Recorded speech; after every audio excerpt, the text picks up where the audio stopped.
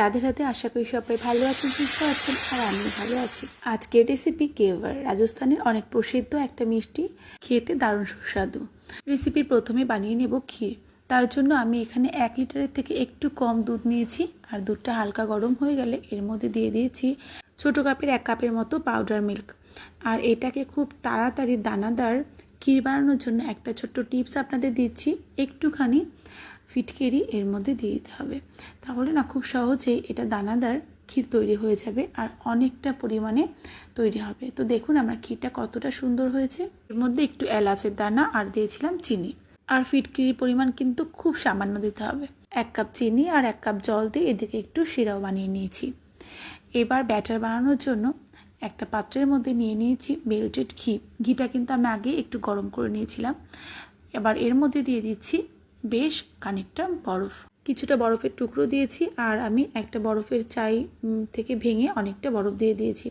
বেশি পরিমাণে বরফ দিলে খুব তাড়াতাড়ি ঘিটা জমে এরকম মাখনের মতো হয়ে যাবে। তো এই কাজটা করতে বেশি সময় আমার লাগেনি। দেখুন কতটা সুন্দর একটা মাখন তৈরি হয়ে গেছে। বরফগুলোকে তুলে নিচ্ছি। এবারে এর মধ্যে দিয়ে দেব ময়দা। এখানে আমি ওই কাপেরই, যে কাপের ঘি নিয়েছিলাম সেই কাপেরই এর মধ্যে দিয়ে দিচ্ছি 2 কাপ ময়দা। আর দিয়ে দেবো এর মধ্যে 1/2 কাপ আটা। দিয়ে দিচ্ছি 1 টেবিল চামচ এর মধ্যে বেসন। যেহেতু আমার চামচের সাইজটা ছোট, আমি 2 টেবিল চামচ দিয়েছি। তো বড় টেবিল চামচের 1 টেবিল চামচ দিয়ে দিতে হবে এর মধ্যে বেসন। সমস্ত কিছু খুব ভালো করে আগে মেখে নিচ্ছি। খুব ভালো করে মেখে নেওয়ার পরে এর মধ্যে আমি ধীরে ধীরে জল অ্যাড করব। আর জলটা কিন্তু অবশ্যই ফ্রিজের একদম ঠান্ডা জল ইউজ করতে হবে।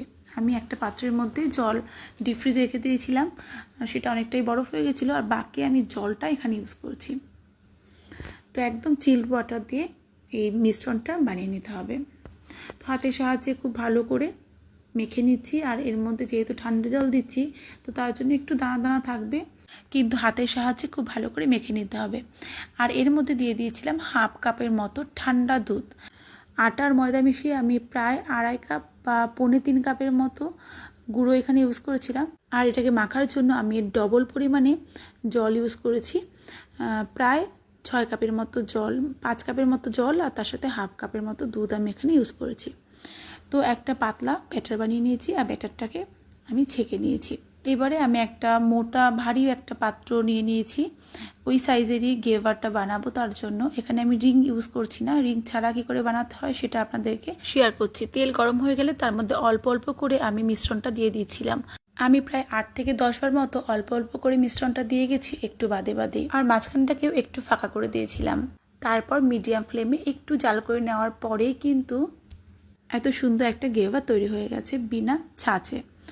আর সাইড থেকে ছুরির সাহায্যে একটু নামিয়ে নিয়েছি, আর এটা খুব ইজিলি উঠে এসেছে। আর দেখুন একটা এরকম রিং ইউজ করেও বানিয়েছিলাম, এগুলোও খুব সুন্দর হয়েছিল। তো আপনারা দুরকমভাবেই বানাতে পারেন। যদি আপনাদের কাছে রিং না থাকে তাও খুব ইজিলি কোনো খাড়া ছোট পাত্রের মধ্যে এরকমভাবে বানিয়ে নিতে পারেন।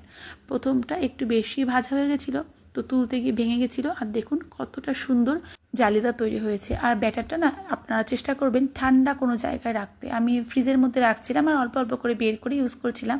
কিংবা আপনারা চাইলে নিচে কোনো বড় বরফের চাই রেখে তার উপরে পাত্রটাকে বসিয়ে